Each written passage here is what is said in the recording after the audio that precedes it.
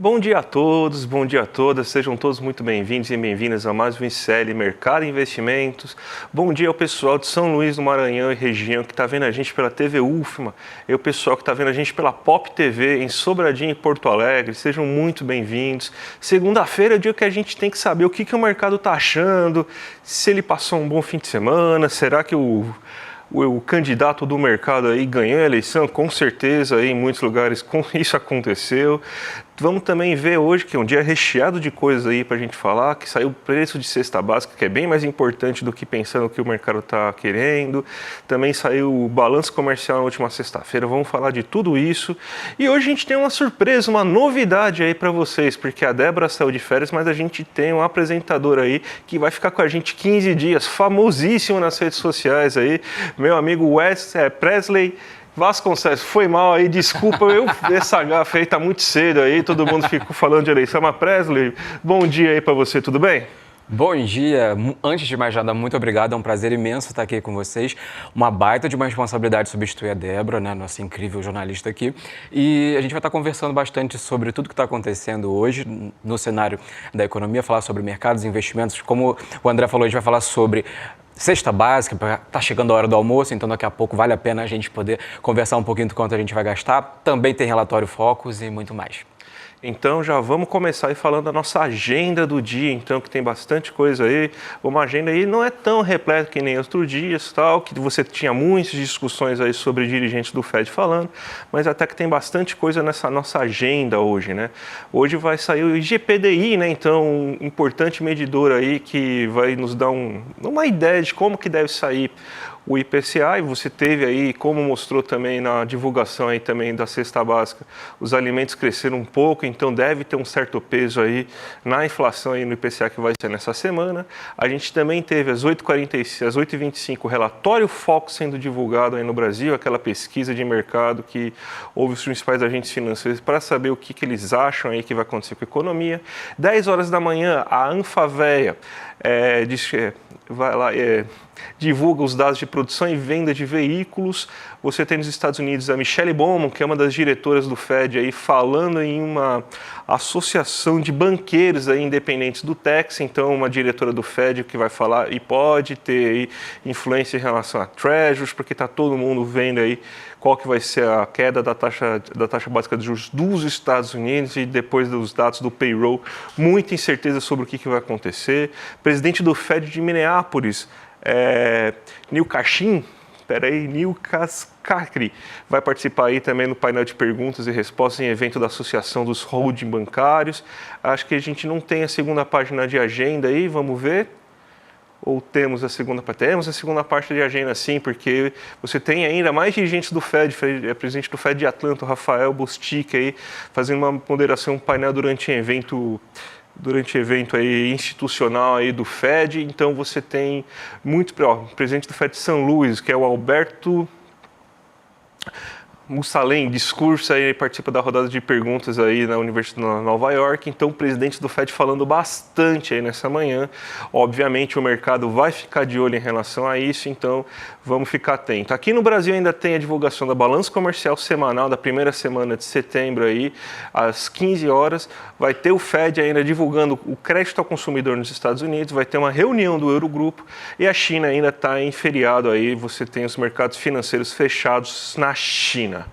A gente pode agora partir para o nosso giro de mercado aí, com aquela notícia que a gente sugere todo dia para vocês aí, que você tem aí que o índices futuros é operando no negativo aí, você tem ata do FONC no radar aí para saber o que eles vão falar, você tem dados de inflação nos Estados Unidos, dados de inflação aqui no Brasil, mas a gente começa pela Ásia e a gente vai mostrar para vocês o Nikkei 225, que foi o destaque, porque mesmo com a maior parte dos mercados fechados na Ásia, a gente teve essa alta bem considerável de 1,80% aí da Ásia nesse momento aí, do Japão nesse momento, esse mercado asiático, por causa de um rumor aí, uma possibilidade de um aumento expressivo aí da Nintendo, né? Nintendo, uma empresa forte de videogames, aí tem gente que gosta bastante, eu mesmo sou muito fã de jogos da Nintendo, não da Nintendo em si como empresa, né? Mas a Nintendo ter provavelmente vai ter um aporte muito grande de fundos árabes aí para ajudar, inclusive, a consolidar aí o seu mercado, as suas próximas ações. Você tem provavelmente videogame novo saindo no que vem, então esse boato elevou bastante aí as ações no mercado japonês. Mas que a gente vê aí que nos demais mercados a gente tem ainda os mercados asiáticos fechados, então um pouco de morosidade. Então o destaque para a Ásia nesse dia mesmo fica para o mercado do Japão. Agora a gente pode partir aqui para o Brasil, Presley, porque você tem aquele grande dia aí, aquela grande coisa aí do relatório Focus, né? Você tem que, mais uma vez, o mercado elevou a expectativa de inflação para esse ano, né? E aquela velha desculpinha de sempre, né? Que você tem que o Brasil vai crescer mais do que o esperado, e isso aí vai forçar a aumentar a Selic, né? Sim. Já que você falou da população gamer, inclusive da Ásia, a gente vai ter que conversar um pouco aqui sobre o Brasil, do que está acontecendo, porque o relatório Focus saiu. E quem não sabe ainda, o relatório Focus ele passa algumas informações para a gente e para vários formadores de política econômica para eles terem um norte, saber o que estão fazendo da vida. Então, basicamente, o relatório do Boletim Focus, o mercado voltou a elevar a expectativa de inflação para esse ano. A gente vai conversar daqui a pouquinho sobre a questão da cesta básica, mas a previsão é de um aumento na inflação e também aumento da taxa de juros, obviamente, porque se a gente lembrar, o Copom geralmente tende a elevar a taxa de juros quando a gente está num período de inflação. E outras informações também, como o PIB, foi uma projeção relativamente de um aumento ali tímido, mas ainda assim um aumento, né? Eu costumo brincar que o Boletim Focus é aquela pessoa que leva um pequeno chifrinho ali sem saber, é o último a saber, basicamente por causa disso, porque sempre tem tá inesperado, sempre saiu o crescimento. Quando o IBGE libera o crescimento, nossa, não esperava e tudo mais. Então o mercado geralmente fica sempre nessa de acima da expectativa e, obviamente, como eu falei, a gente pode se basear no Boletim Focus para que a gente consiga também definir o que a gente vai fazer com base também na nossa renda. A gente vê aí que o Boletim Focus dessa semana aí saiu com alta do IPCA esperado aí para esse ano, né? 4,38% agora. Acho que, se não me engano, 4,39%. A gente até um pequeno erro nesse gráfico, mas tudo bem, né? Mantém-se em 3,97% para o próximo ano. Ainda se espera um PIB de 3% e um PIB para o ano que vem de uma alta do PIB, né, de 1,93%. A gente tem que o câmbio esperado continua em 5,40 nesse momento, aí, mesmo com a queda que a gente viu aí nas últimas semanas aí, por causa dessa conjuntura aí de taxas mais baixas de juros nos Estados Unidos e aumento aqui no Brasil. Isso aí afeta o câmbio com certeza, mas para o ano que vem ele continua esperando um aumento aí mais considerável. Esse relatório Focus manteve-se a taxa Selic no mesmo patamar, até porque se você aumentar mais, vai ter que ter uma reunião que você vai ter que aumentar 0,75% nesse ano, né? Então, eu acho que até o mercado acha que seria um exagero aumentar acima desse patamar, mesmo com alguns grandes players, alguns grandes bancos fazendo uma projeção aí até de 12% de taxa Selic esse ano. Então, como o Presley pontuou bem, mas só para dar uma complementada aí no que a gente tem aí até agora do relatório Focus, é essa historinha de sempre, né? O mercado é surpreendido, o mercado vende essa narrativa e o mercado sabe que essa narrativa é muito bem comprada aí, pelos grandes analistas, pelos grandes meios de comunicação. E você tem, então, que se vendeu e todo mundo repete como um papagaio, ninguém coloca a mão na cabeça para pensar que o Brasil está crescendo demais e isso daí vai gerar pressões inflacionárias. Sendo que os problemas de inflação aqui no Brasil são relacionados às secas. A gente vai até ver a cesta básica e vai ver que até os alimentos que estão ficando mais caros são aqueles alimentos mais afetados aí por secas, como óleo de soja, leite. Então, são alimentos aí que está afetando o gado, que está afetando o café aí, onde você teve as queimadas. E a gente pergunta, né? A Selic não faz chover, a Selic não é o cacique cobra coral. Então, o que você vai fazer com a Selic? Vai aumentar a Selic e vai melhorar o preço dos alimentos? Não, vai reduzir a demanda, vai reduzir uma demanda que está aquecida sim, mas não está sobreaquecida. E é aquela coisa, não dá para controlar o preço do arroz e do feijão, então eu vou tirar o seu emprego para a gente controlar a economia. Sacrifícios são necessários para o nosso Deus mercado, né? Sim, até porque se a gente levar em consideração a inflação brasileira, ela contém dois tipos de finalidade, de origem, tanto do lado da oferta quanto do lado da demanda. E, geralmente, o receituário para uma inflação de demanda é um aumento da taxa de juros. E é por isso que, basicamente, o Banco Central tenta aumentar para desaquecer a economia. Mas, como a gente viu aqui no relatório Focus, a expectativa é de exatamente isso, da gente diminuir, no caso, projetar uma inflação maior, só que aqui mesmo a gente já vê uma pequena inconsistência, porque estão esperando uma taxa de juros mais baixa. Então a gente fica até meio que na dúvida do que mágica é essa que eles farão, né? Vamos agora falar um pouco sobre a cesta básica que foi divulgada aí pelo Diese nessa manhã. Diferente do que tinha acontecido nos últimos meses, a cesta básica teve um aumento em 10 das 17 capitais pesquisadas. A gente montou até um infográfico aqui para vocês verem aí e discutirem com a gente como que está o preço da cesta básica, aí daí vocês podem aí ver qual que é a região que vocês moram aí para saber aí qual que é o preço da cesta básica.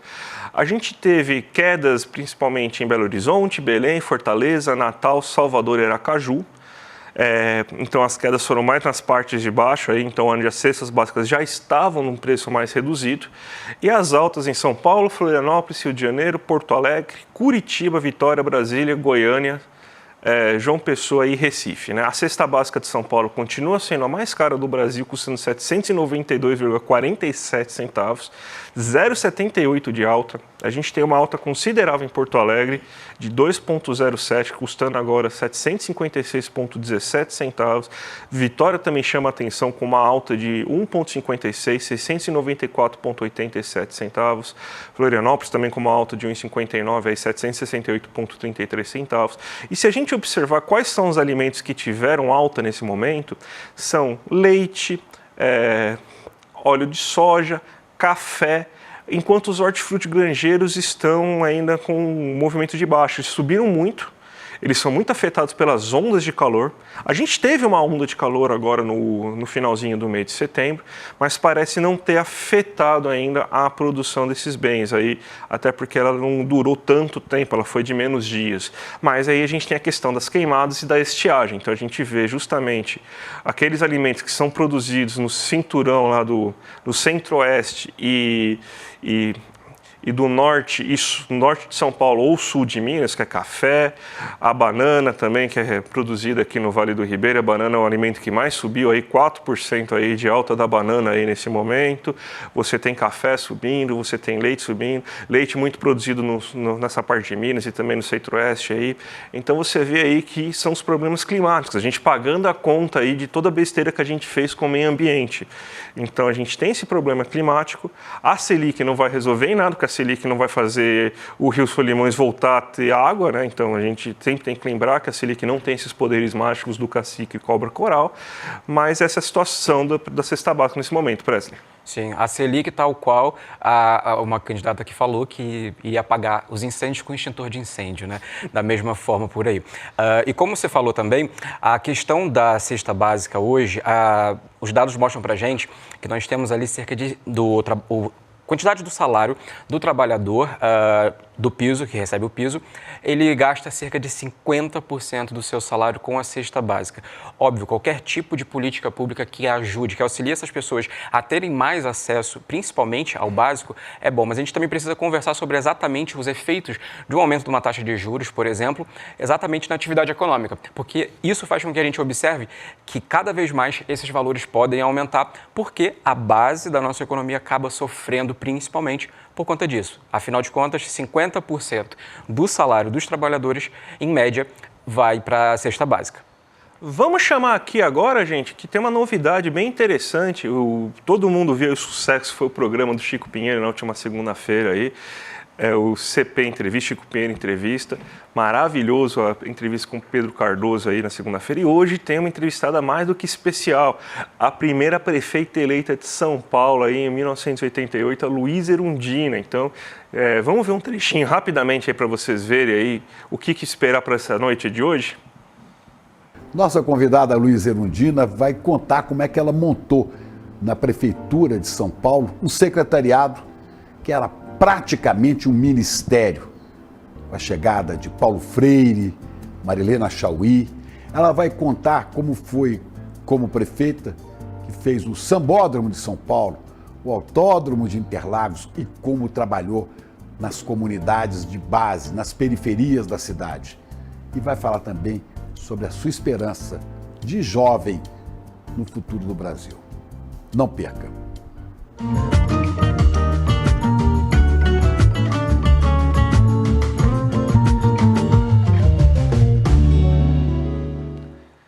Imperdível, hein, gente? Hoje à noite, 8 horas da noite, nos canais aí do Eduardo Moreira e do ICL. Vamos voltar agora para a economia, porque também saiu a balança comercial nessa última sexta-feira e você tem um novo superávit aí para o mês de setembro de 5,36 bilhões em setembro e um superávit aí que já passa dos 59 bilhões aí no acumulado no ano. A gente até montou uma arte para vocês observarem isso com maior calma aqui. Você vê aqui que de janeiro a setembro foram 59,11 bilhões aí no acumulado em 12 meses, enquanto no mesmo período do ano passado você tem um saldo de 71,6. A gente aumentou a quantidade de itens exportados. A gente está agora com 255,45 bilhões em exportações, enquanto estava em 253,3 bilhões. Ou seja, estamos exportando mais, só que a gente está importando num volume muito maior, é o que está reduzindo o saldo da balança comercial. Enquanto a gente importou 181,7 bilhões, a gente está importando agora 196,3 bilhões. Por que você tem esse aumento tão grande das importações? Geralmente não. Esse aumento está sendo puxado principalmente pelo nível de investimento da economia brasileira. É uma das maiores surpresas do PIB, que a indústria brasileira está investindo mais. E a gente vê uma grande quantidade de itens como máquinas, equipamentos de farmacêuticos, puxando as importações brasileiras. Ou seja, a gente sabe que a gente tem um problema estrutural aqui no Brasil de não conseguir produzir tantos bens de capital. É um problema estrutural que espero que essa nova rodada de industrialização melhore pelo menos um pouco. Então a gente tem que comprar muitos insumos de fora e também muito bens de capital de fora. Então esse aumento das importações está sendo feito porque está aumentando o nível de investimento do Brasil e a gente não tem a capacidade produtiva para atender toda essa demanda da indústria pelos bens de capitais que estão sendo produzidos aqui. Então você também está pegando de fora. Então essa redução do saldo, ela é muito porque aumentou muito o nível de investimentos aqui no Brasil e as empresas estão procurando máquinas e equipamentos fora do Brasil, além do fato também que o agro está com uma situação bem mais complicada, a safra de grãos está menor esse ano do que estava no passado, isso também influencia o saldo, mas o principal motivo da queda do saldo é justamente esse aumento de bens de capital que estão sendo importados aí na economia, né, Presley? Sim, alguns produtos também, como o gás natural e os fertilizantes, também estão dentro dessa questão das importações, e vale lembrar que para a carne chegar na sua mesa, para o tomate, para a banana que está cara e para o café, inclusive, para várias outras questões que dependem de fertilizante.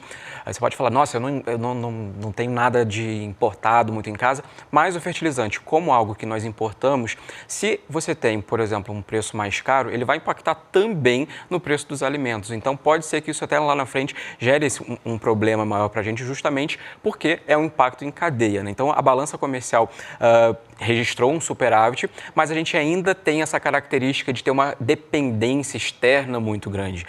Nós somos um grande fazendão com Wi-Fi, né? Exatamente. Eles querem aumentar o fazendão ainda, né? Exato. Com o Wi-Fi da Starlink ainda, né? Para ajudar, né, nessa situação, né? Então, e fazer um tweet agradecendo ao Elon Musk, né? tem que usar VPN hoje, não pode não. Não podemos. Fiquem no Blue Sky, gente, ou no Instagram, aí são as duas redes do momento aí, muito melhores aí do que ficar ajudando o Kiko dos foguetes, tá bom? Vamos falar então do termômetro da Bolsa aí, para a gente começar a terminar o dia de hoje, né?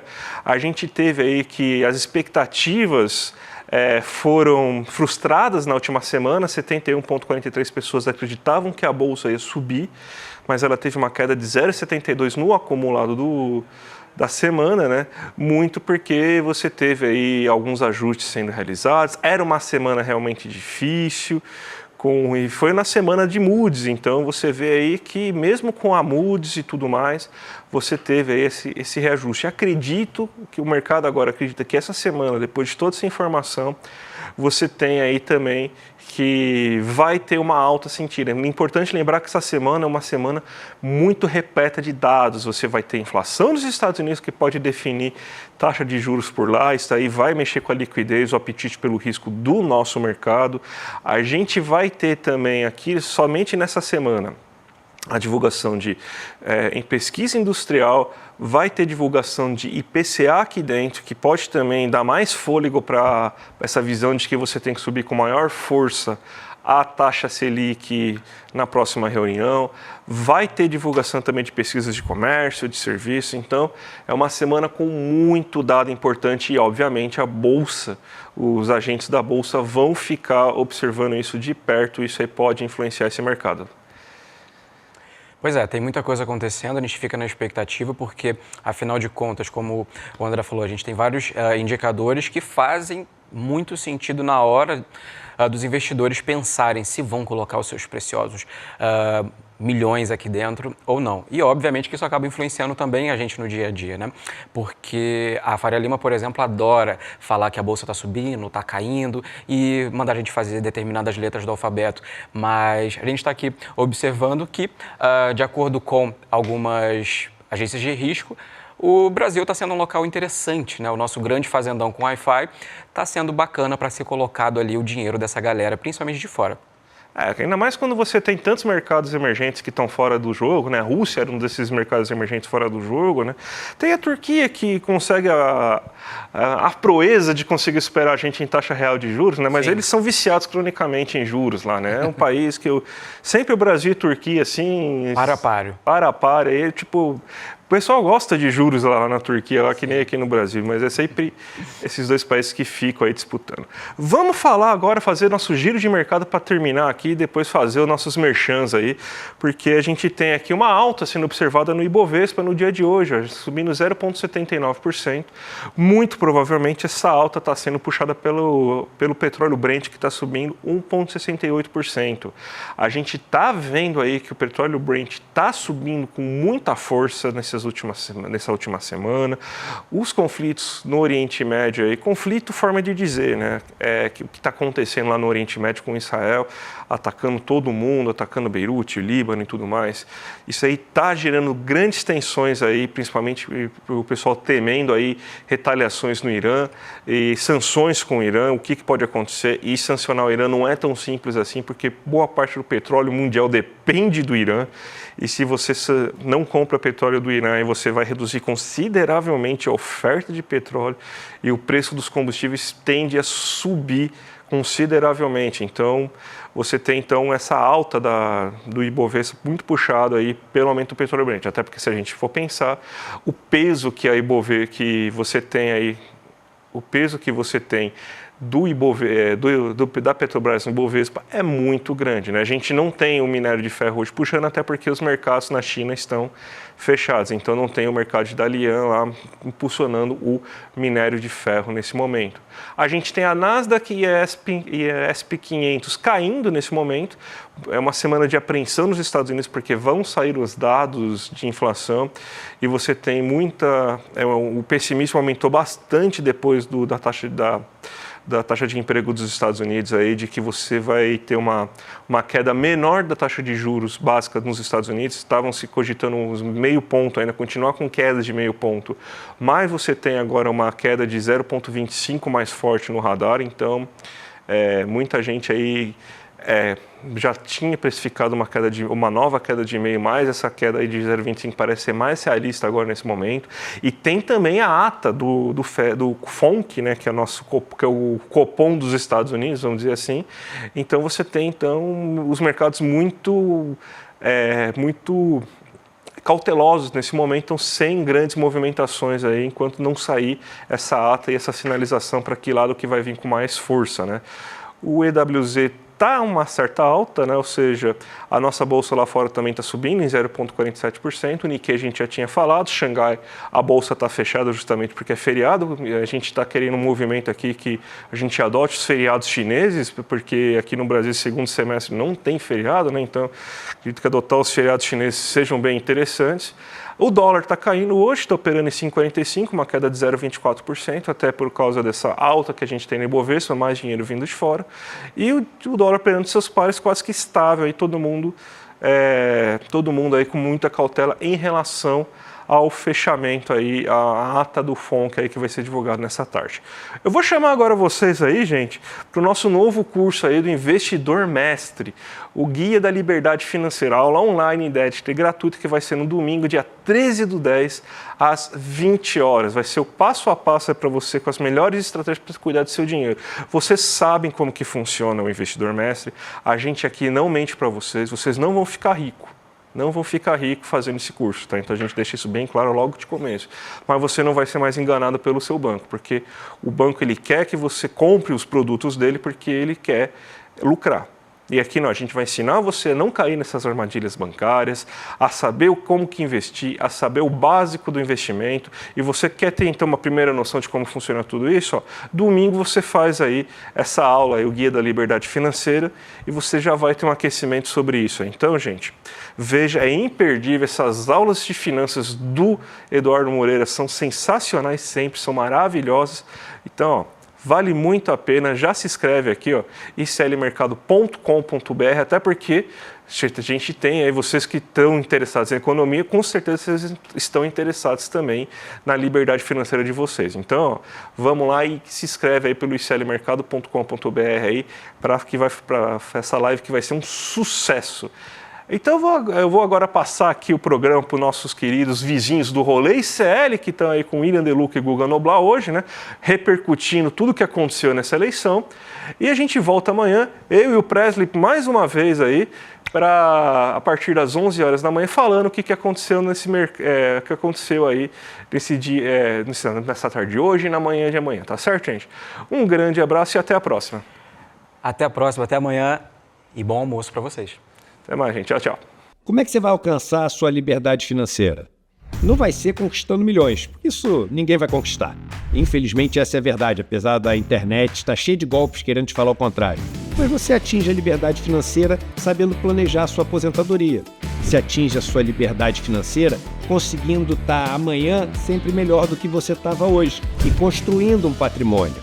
Você atinge a sua liberdade financeira saindo de uma situação de endividado para uma situação de não endividado. E tudo isso dá para fazer se tiver conhecimento. E se tiver um plano de ação, um passo a passo, um guia. Eu preparei uma aula chamada o Guia da Liberdade Financeira. Uma aula que todo brasileiro e brasileira deveria ter. Você deveria assistir com a família inteira junto. Essa aula incrível vai acontecer domingo, 13 de outubro, às 8 horas da noite. E para participar é muito simples e é de graça.